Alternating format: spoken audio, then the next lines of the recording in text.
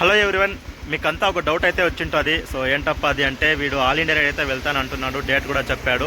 But ఎందులో వెళ్తున్నాడు, ఎన్ని కిలోమీటర్లు వెళ్తున్నాడు, ఎన్ని రోజులు వెళ్తున్నాడు అని నేనేమి అప్డేట్ చేయలేదు.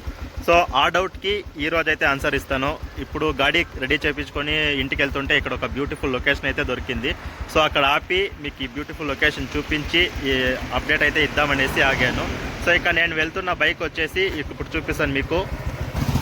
ఇదే ఆ బైకు. ఇది వచ్చేసి యమహా FZ V3 అనేసి 150cc బైకు.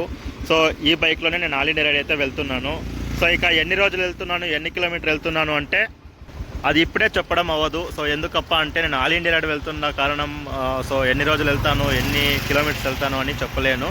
సో ఒకసారి రైడ్ స్టార్ట్ అయ్యాక ఒకరోజు రెస్ట్ తీసుకోవచ్చు, ఒకసారి తక్కువ కిలోమీటర్ వెళ్ళొచ్చు, ఒకసారి ఎక్కువ కిలోమీటర్ వెళ్ళొచ్చు. సో అందుకనేసి మీకు ఏమే అప్డేట్ కావాల్సినా నా అకౌంట్ని అయితే ఫాలో చేసుకోండి, మీ ఫ్రెండ్స్కి అయితే షేర్ చేయండి.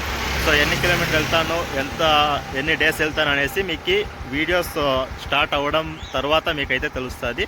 సో ఇప్పుడైతే ఏం చెప్పలేను. ఎవరెవరు ఫాలో చేసుకోలేదో ఇప్పుడో ఫాలో చేసుకోండి, మీ ఫ్రెండ్స్కి అయితే షేర్ చేయండి. Thank you for watching. మళ్ళీ కలుద్దాం. Tata, by by.